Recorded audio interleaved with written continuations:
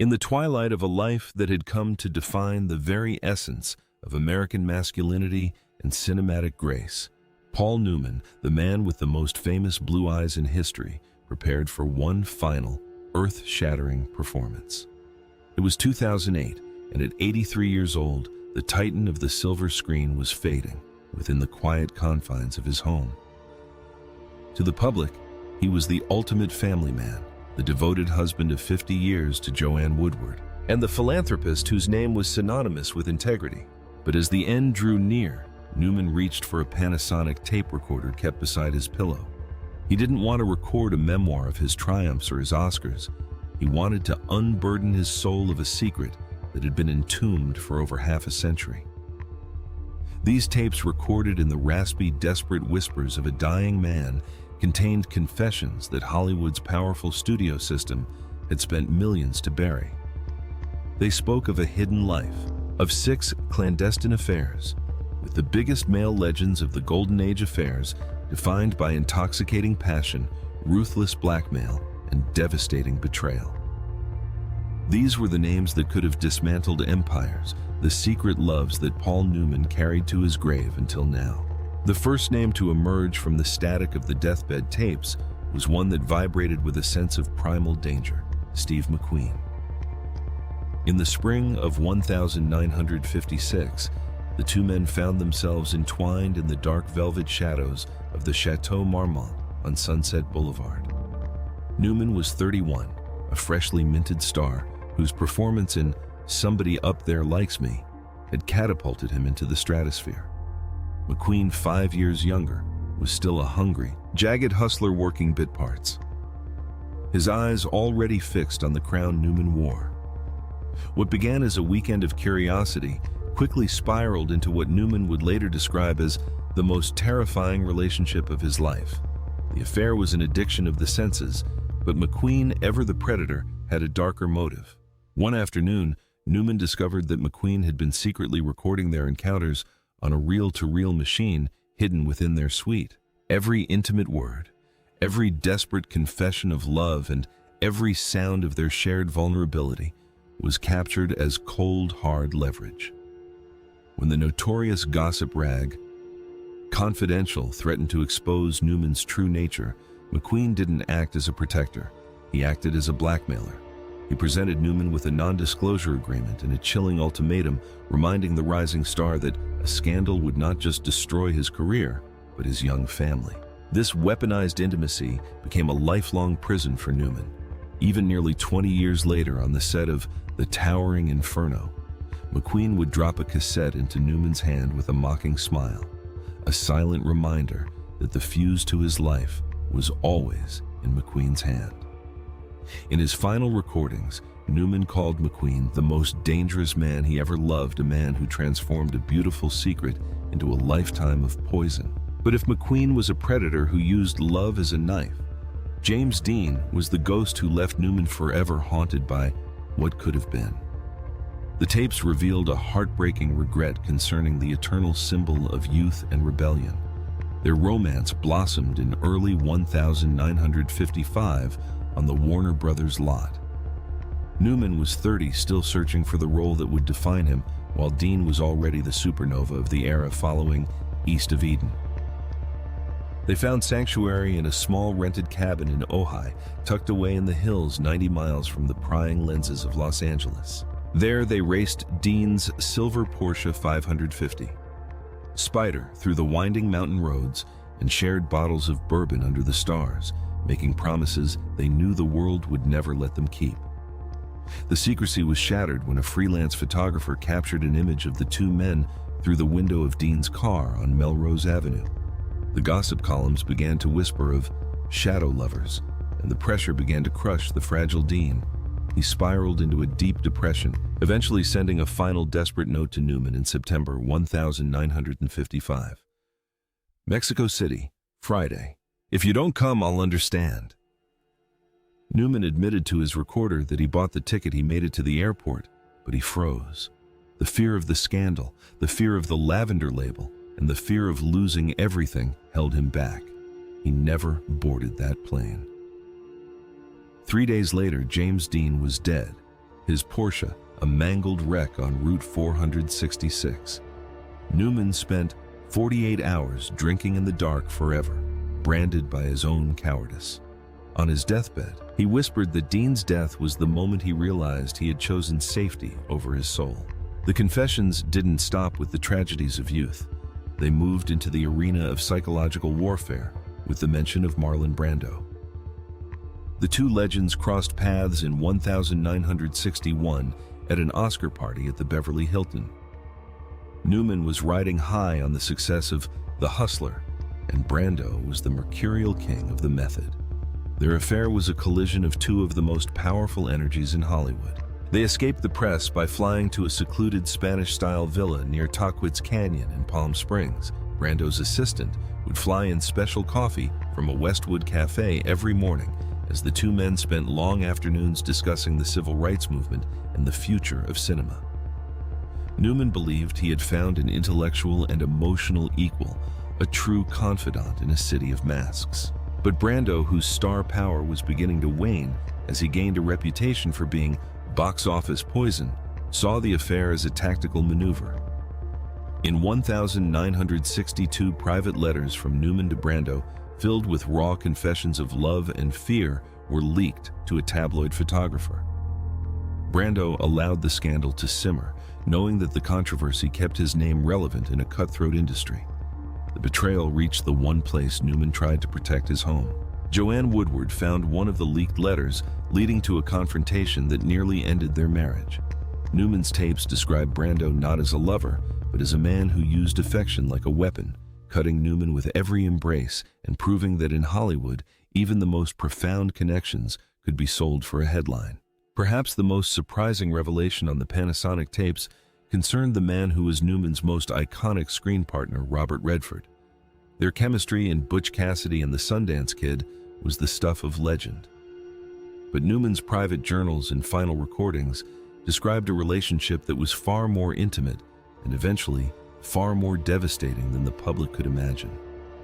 Throughout the 1970s, their bond evolved into a decade-long romance of love, laughter, and danger. They shared fishing trips in Utah and ski weekends in Aspen, creating their own hidden west away from the cameras. By 1976, Newman, emboldened by his status as a cinematic elder statesman, felt the urge to live authentically.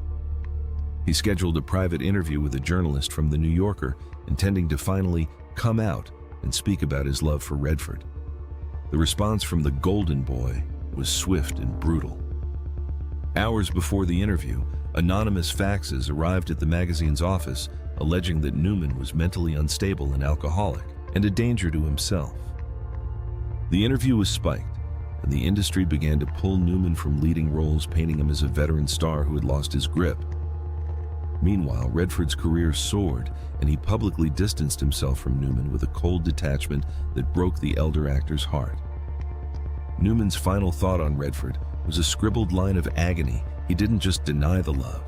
He broke the only part of me I ever dared to bring into the light. In the mid-1970s, as Newman carried the scars of McQueen's blackmail and Brando's betrayal, he found a brief flickering moment of healing with the tragic Sal Mineo. They met in a quiet therapy office in West Hollywood in 1974. Mineo, the former child star of Rebel Without a Cause, had been discarded by the industry that once worshipped him. Studio executives used code words like "too sensitive" to justify blacklisting him because of his rumored sexuality. Newman and Mineo found solace in each other's company, taking long walks through the streets of West Hollywood and planning an escape to Venice, Italy. They intended to co-write a screenplay about a love that survived a sinking city, an allegory for their own lives in a drowning Hollywood. Newman even bought the tickets for March 1976, a secret he kept until his final days. But the dream was cut short by a knife in the dark. On February 12, 1976, Sal Mineo was murdered in the alley behind his apartment. While the police called it a robbery, Newman believed it was the price the industry demanded from those who dared to be real. He called Sal the only man who ever made him feel safe enough to hold his hand in public, and his death was the final brutal reminder that in old Hollywood, honesty was a death sentence. The most profound and agonizing confession on the tapes was reserved for Montgomery Clift. By 1966, Newman was at the peak of his powers. Clift was a broken angel, his face shattered by a 1956 car crash, and his soul drowning in pills and alcohol. Their bond was forged in a Tucson hotel during the filming of Hombre. Clift sent Newman a series of letters not as romantic declarations, but as desperate pleas for his existence to be acknowledged. Newman hid these letters under his pillow, unaware that a wardrobe assistant would find one and sell it to the National Enquirer. The resulting headline, "The Buried Truth," veiled the names but made the implications clear. The fallout caused Newman to suffer a total psychiatric breakdown, checking into a facility under a false name as his marriage to Joanne splintered under the weight of the lies. Just weeks later, Montgomery Clift died alone in his New York townhouse. Newman never forgave himself for the silence he maintained in Clift's final days, admitting to his recorder that he had the heart to love, but only the courage to be a coward. As the tapes reached their end, the voice of the legendary Paul Newman became a mere whisper. He had lived a life of unimaginable fame, but he had spent it in a gilded cage, constructed by his own fear and the ruthlessness of the studio system. He spoke of the Panasonic confessions, not as a way to destroy the legacies of his lovers, but as a way to finally set himself free from the burden of the secrets. He questioned whether the public would ever be ready for the truth, or if the golden age would always require its gods to be painted in the flat colors of heteronormative perfection. The tapes remained a controversial legacy, a hidden map of a Hollywood that existed in the shadows, a world of Palm Springs villas, rented cabins in Ojai, and desperate letters hidden under pillows. Paul Newman died with the image of the perfect husband intact, but his final act was one of radical, whispered honesty. He was a man who knew how to play every role, but in the end he revealed that the hardest role of all was the one he was never allowed to play in the light of day. The silence that followed the recording of these tapes was the silence of a man who had finally found peace. He had exposed the predators, the ghosts, and the betrayers, but most importantly, he had exposed himself. He left behind a question for the world, which is the greater tragedy, the scandalous truth, or the beautiful lie? For Paul Newman, the answer was etched in the tears he shed for Sal Mineo and the bourbon he drank for James Dean. He was a man of his time, a survivor of a system that demanded a total divorce between the public face and the private heart. These 6 affairs were the secret pillars of his life, the real stories behind the blue-eyed stare that captivated billions. Whether these tapes were ever meant to be heard or were simply a dying man's way of talking to the ghosts of his past remains a mystery. But as we look at the films, the Butch Cassidys, the Hustlers, and the Cool Hand Lukes, we now see a different Newman. We see a man who wasn't just acting. He was navigating a maze of secrecy and heartbreak. A man whose real life was a drama far more complex and compelling than any script could ever be. The legacy of these shadow lovers reminds us that the history we are given is often a curated illusion. Behind the perfectly tailored suits and the glamorous parties was a reality of anonymous faxes, blackmail tapes, and broken promises. Paul Newman's deathbed confessions strip away the lacquer of the golden age to reveal the human cost of the closet. They show us that even the most powerful icons are vulnerable to the same fears and desires that drive us all. As the world moved on from his passing, the image of Paul Newman stayed frozen in time, the king of cool, the philanthropist, the husband. But for those who know the truth of the Panasonic recorder, he is something more, a man who at the very end reached for the truth and finally beautifully stepped out of the shadows. The rainbow he chased with James Dean and the Venice he dreamed of with Sal Mineo might have been out of reach in life, but through his confessions, they remain a permanent part of the story of Hollywood, a story that is finally painfully and gloriously complete. If the world ever hears the static of those Panasonic tapes, it will hear the sound of an era collapsing. It will hear the voice of a man who realized that his fame was a hollow shield and that his only true wealth was the love he had to hide. He was a pioneer of a different kind, a man who documented the tragedy of the lavender generation so that future stars might not have to live in the same dark rooms. Paul Newman was more than a movie star. He was a witness to the secret heart of the 20th century. And in his final moments, he gave us the greatest gift an actor can give, the truth unvarnished and raw-spoken from the edge of the grave. The blue eyes are closed now, but the secrets are out, and the legends of old Hollywood will never look the same again. They are no longer just faces on a screen. They are men who loved, lost, and betrayed in a world that wasn't ready to see them as they truly were. The final character of Paul Newman's life wasn't the outlaw or the hustler.